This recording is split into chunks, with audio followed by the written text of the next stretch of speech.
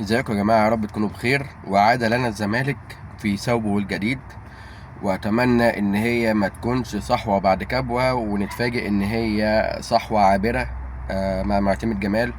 ونتمنى ان الاسلوب يفضل اللعب بالشكل ده.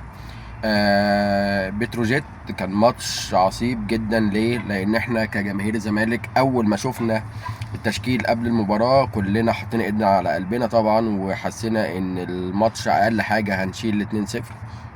ده كان احساس انا الشخصي بصراحة، واحساس ناس كتير زملكاوية اصحابي. الفكرة كلها ان ابتدى يلعب معتمد جمال بواقعية، ويطلع الناس بره التشكيل اللي بيعطلوا شكل اللعب عن اللي هو المفروض ينفع مع اسلوب الزمالك الحالي باللعيبة الحالية اللي موجودة في السكواد بتاعه. مين هم الناس دي؟ اول واحد بزيرة، وتاني واحد شيكوبانزا. الزمالك دلوقتي فريق بيملك لعيبه، المفروض ان هو بزيرة وشيكوبانزا دول المفروض ان هم لعيبه حريفه وبيقفوا على الكوره. طب هل الزمالك نفسه كافراد بعد كده بيقدر يعمل الشغل اللي الفرق بتلعب بيه بالطريقه ديت، اللي هو الاستحواذ، والناس تعمل اوفرلاب، الباك مثلا يعمل اوفرلاب مع الوينج اللي ماسك الكوره ده، نص الملعب الثمانيه بيهاجم بيهاجم وبيخش المنطقه مثلا يعمل كانه مهاجم تاني لو الوينجين فاتحين على الخط؟ هل الزمالك عنده القدره، عنده اللعيبه اللي بتعمل الشغل ده؟ لا، بصراحه لا. الزمالك بيلعب او الطريقه المثلى اللي تنفع لعيبه الزمالك دلوقتي هي الطريقه الاندر دوج، يعني ان احنا بنلعب تحت الكوره ونقدر نلعب على التحولات. التحولات دي عشان نعملها محتاجين لعيبه مباشره على الكوره، مباشره على الجون قصدي، وفي نفس الوقت يكونوا سرعه جدا وبيركزوا وبيجيبوا من انصاف فرص الاهداف. ودي الطريقة تقريبا احنا لعبنا بطريقة يعني اول مرة يبقى فيها مباشرة على الجون، اكننا امبارح كنا بنلعب بثلاث مهاجمين في الماتش، سواء ناصر منسي او عدي الدباغ او احمد شريف، اكنهم ثلاث مهاجمين بيلعبوا على عرض الملعب، مش اتنين وينجات صراح وبيفتحوا على الخط دايما وبيسيبوا المهاجم دايما في المنطقة لوحده. اكننا بنلعب ثلاث مهاجمين على ال 18 بتاعتهم، بس كل واحد فيهم على حسب الكرة بيفتح على الخط، انما هو الطبيعي بتاعه ان هو دايما بيخش على المنطقة وبيبقى مهاجم تاني لو على الزاويه العكسيه، وهكذا لو الناحيه اليمين احمد شريف يبقى من الناحيه الشمال، لو من الناحيه الشمال تبقى عدي الدباغي يخش من ناحيه اليمين على منطقه الجزاء. وكمان بيكمل من تحتيهم ادم كايد في مظهره الجديد طبعا، والاول ما لعب في مركزه الحقيقي اللي هو مركز 8، وبيزيد بالكوره ويقلب رقم 10، كاننا بنلعب بالظبط 4-3-3، وهكذا هو الثمانيه ناحيه الشمال وبيخش يقلب 10 لما الكوره بتبقى معانا، وبيكمل هو داخل المنطقه. وشفت كلنا الكوره الجميله اللي هو عملها السكوربيون العقرب اللي كانت هتخش جون عالمي امبارح. الفكره كلها ان احنا محتاجين في الخطه دي دايما يكون المهاجم اللي في النص دايما، اللي هو كان ناصر منسي امبارح، يكون مهاجم بيعرف يلعب وظهره لخصم المنافس، ليه بنقول كده؟ لان شفنا في الجون الاولاني ان هو كان بيستلم الكوره بظهره، قدر يعملها زي دبل كيك صغير كده، ان هو يطلع بيه عدي الدباغ اللي هو داخل قاطم على الجون مباشره. وعلى فكره من الناحيه الثانيه شيكوبانزا يقدر ينفع جدا جدا جدا في الخطه دي، يبقى مباشر مكان احمد شريف ويبقى مباشر على الجون. قول له ما تقطعش على الخط وتفضل ترمي الكره 2 فدان قدامك وتقعد تجري وترهق نفسك على الفاضي، اقطع في ظهر المهاجم على طول. الكره دي يقدر يعملها ويقدر يبقى شكله كويس، لان هو اصلا مع منتخب انجولا كان احيانا بيلعب مهاجم وهمي او مهاجم تاني، واحيانا مهاجم صريح. فينفع جدا شيكوبانزا على فكره اكتر من بيزيرا في الخطه دي. ناصر منسي امبارح لما قلنا ان في مهاجم لازم بيكون بيلعب وظهره للجون، لا، ده اللي يقدر يعمل لك الخطه دي وينجح لك الخطه دي، اللي هو قدر وهو ظهره للمنافس والمدافع في ظهره قدر يطلع عدي الدباغ من وهو ظهره شايف بظهره وبيلعب الكره صح، عكس اللعيب اللي بيجي بوشه للمهاجم. المهاجم اللي بيجي بوشه دايما وشه للمدافع، اللي بيحب يستلم الكوره في رجله ويبتدي يلف ويعمل الشغل بتاعه اللي هو يبتدي يرقص او يعدي بسرعته. الخطه دي ما بتعتمدش على مهاجم زي كده. وشفنا اكبر مثال لما كانت مصر بتلعب في بطوله الافريقيه، كنا تقريبا بنلعب باثنين مهاجمين اللي هو محمد صلاح وعمر مرموش، الاثنين بيحبوا الكره في رجليهم وبيحبوا يروحوا بمواجهه على يعني على الفريق المنافس.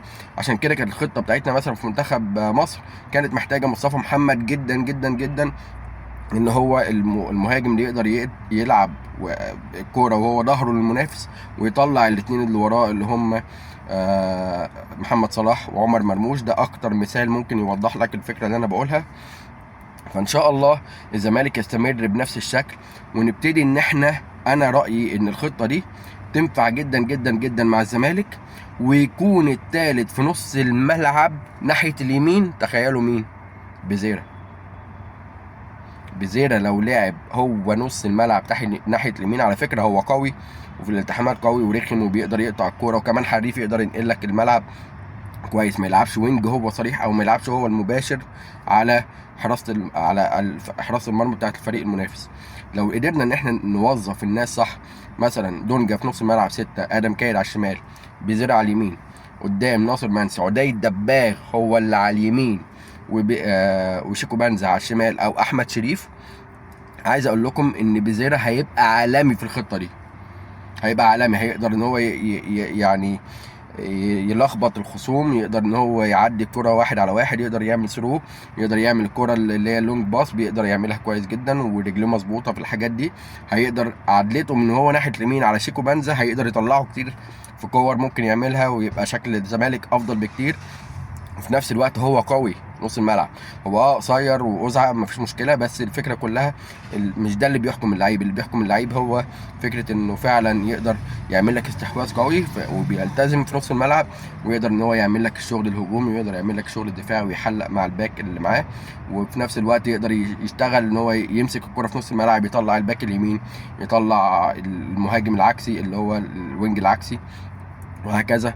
ويقدر يزيد لك بالكوره، هو اللي يقلب رقم 10 لو الكوره ناحيه اليمين، وادم كايد يقلب هو رقم 10 لو الكوره ناحيه الشمال، وهكذا. والزمالك يبتدي يلعب بالطريقه دي، هيبقى شكله كويس جدا جدا جدا. ان شاء الله تكون دي فكره بقت واضحه عند معتمد جمال، ويبتدي يلعب عليها دايما قدام الخصوم. وهنلعب كوره، هيبقى الزمالك شكله كويس مع الامكانيات المتاحه دلوقتي. ما ننساش طبعا محمد ابراهيم والخضري اللي هم كانوا مكاسب المباراه امبارح، كانوا كويسين جدا. ان شاء الله الزمالك يطلع ناشئين اكتر واكتر واكتر، لان هم دول نواه الفريق، ودولت اللي هيدخلوا فلوس بعد كده الفريق. اول ما تنجمهم، واول ما يدوسوا في الارض، واول ما هيبقوا كويسين، ما ينفعش يقعدوا تاني. وهكذا زي ما طلع عمر جابر عندنا قبل كده، كان باك يمين وكويس، وطلعوا حسام حسن. واحد زي محمد ابراهيم ده هيطلع، واحد زي الخضري ده هيطلع. ممكن الخضري يبقى يعني شويه ما يبقاش ليه فرصه قوي، لان احمد فتوح راجع وبنتايج رجع. بس محمد ابراهيم ده شايف ان فرصته كويسه جدا، يمسك في الفرصه ويدوس على نفسه ويلعب اساسي. وعمر جابر مع الوقت ممكن يبقى هو الاحتياطي ليه. وهكذا الفريق ممكن يبقى شكله كويس جدا جدا جدا ان شاء الله.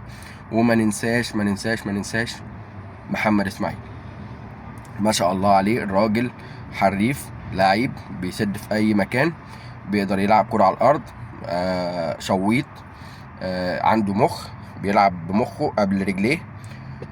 المكسب الوحيد من صفقات جون ادوارد تقريبا هو محمد اسماعيل. ان شاء الله الزمالك يستمر على نفس الوضع، ونشوف زمالك افضل.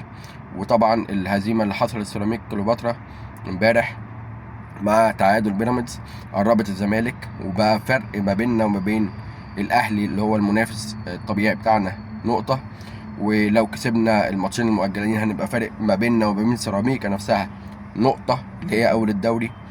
وان شاء الله اللي جاي يبقى افضل باذن الله، والنتائج تتحسن، وربنا يوفق في ماتش المصري الجاي في الكونفدراليه، لان الماتش ده مهم جدا عشان كايزر تشيفز ما تخشش وتبقى هي التاني مع المصري. لو المصري مثلا كسبنا ولا حاجه لا قدر الله، لا احنا لازم الماتش الجاي نعمل اللي علينا، وان شاء الله على الاقل خالص على الاقل خالص ما نتغلبش، وان شاء الله نكسب ونبقى اول مجموعه، ونسيب الخناقه ما بين المصري وكايزر تشيفز تتم، واحنا نبقى طلعنا براها باذن الله. وان شاء الله الزمالك يستمر على نفس الشكل ان شاء الله على خير، وربنا معانا، والفتره الجايه تبقى افضل. شكرا، السلام عليكم.